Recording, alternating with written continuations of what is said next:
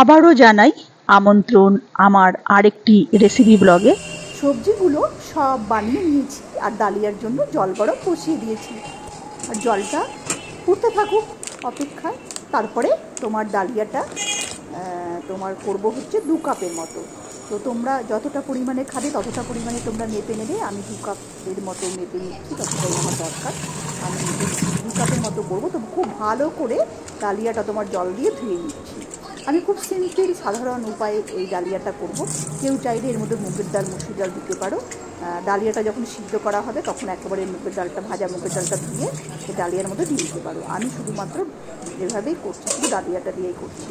তো তোমার জলটা একটুখানি গরম হয়ে গেছে, ওর মধ্যে আলু আর দিয়ে দিলাম হচ্ছে গাজর। না হলে তো সিদ্ধ হবে না, তাই এই দুটো উপকরণ আগেই দিয়ে দিতে হবে।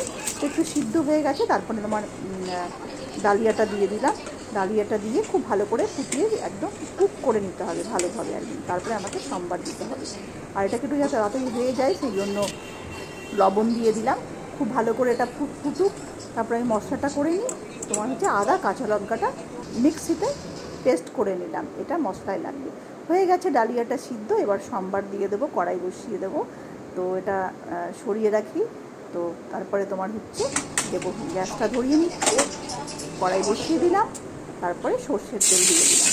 তারপরে দিলাম হচ্ছে শুকনো লঙ্কা, তেজপাতা, গোটা জিরে, একটু নাড়াচাড়া করে নিলাম। তারপরে দিয়ে দিচ্ছি হচ্ছে টমাটো কুচি। যে কোনো ডালিয়া খিচুড়িতে টমাটো কুচিটা দারুণ লাগে, খুব ভালো যায়। আর এটা রান্নাটাকে অনেকটা টেস্ট করে।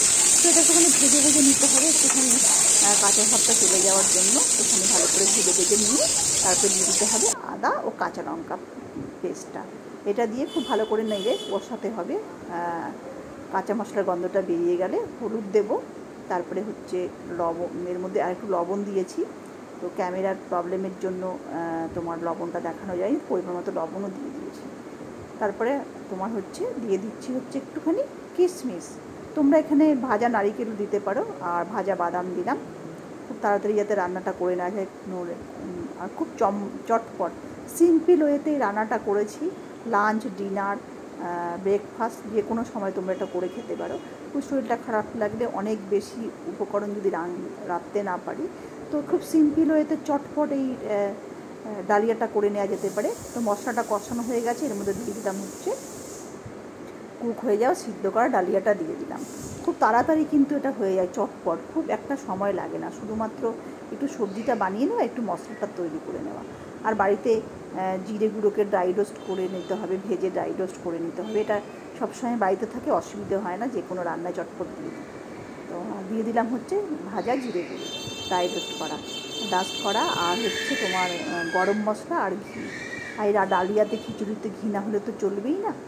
আর সঙ্গে দিলাম কাঁচা লঙ্কা। কেউ যদি বেশি ঝাল খেতে পছন্দ করে কাঁচা লঙ্কাটা রোলে খেতে পারে। এত সুন্দর রেসিপিটা তোমরাও কিন্তু বাড়িতে করে খেও। আর আমাকে জানিও কেমন লাগলো রেসিপিটা। তোমাদের কমেন্ট আমার অত্যন্ত জরুরি। দিয়ে দিলাম হচ্ছে চিনি। তোমরা যদি আমাকে কমেন্ট না করো তাহলে আমি বুঝতে পারবো না আমার রেসিপিগুলো তোমাদের কাছে কেমন লাগছে। আর আমাকে প্রচুর ভালোবাসা দিও, তোমরা পাশে থেকো সবসময়। আমি নতুন রেসিপি তোমাদের কাছে দেবো। আর এটা হচ্ছে তোমার, এবার দিয়ে দিলাম হচ্ছে জিরে গুঁড়ো। লাস্টে নামাবার আগে একটু জিরে গুঁড়ো আর ঘি দিলে খুব ভালো লাগে রেসিপিটা। তো রেসিপিটা কেমন হয়েছে তোমরা আমাকে জানিও, কমেন্ট করো। আর আমাকে প্রচুর ভালোবাসা দিও, পাশে থেকো, আমি যাতে অনেক দূর এগিয়ে যেতে পারি। তোমরা ভালো থেকো, সুস্থ থেকো। আর এইভাবেই রেসিপিটা করে খেও, খুব সিম্পল চটপট উপায়ে। খুব বেশি উপকরণও লাগে না, সিম্পল উপায়ে, কোনো রকেট সায়েন্সের ব্যাপার নেই, খুব সাধারণ সিম্পল হেলদি খাবার। বাড়িতে সবসময় চেষ্টা করতে হবে হেলদি খাবার খেতে। হেলদি খাবারটা খুব দরকার শরীর সুস্থ থাকার জন্য। যে কোনো রান্না করে খেয়ে নেব এরকম ব্যাপারটা না থাকাই ভালো। মায়ের সাজে খাওয়া যেতে পারে, তবে হেলদি খাবার সবসময় খাওয়া উচিত।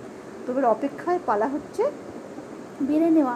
আর খিচুড়ির সামনে একটা এই সময় উপকরণ তো খুব ভালো যায়, বেগুন ভাজা। আর একটা জিনিস, সেটা কী বলো তো, একটা জিনিস কিন্তু খুব ভালো যায়। অপেক্ষায় আছি কখন আমি খাবো। পরিবেশন হয়ে গেছে, পাঁপড় চলে এসেছে, এটাই বলছিলাম। আর কেউ চাইলে ডিমের অমলেটও করে খেতে পারো, যেহেতু শনিবার সেটা খাচ্ছি না।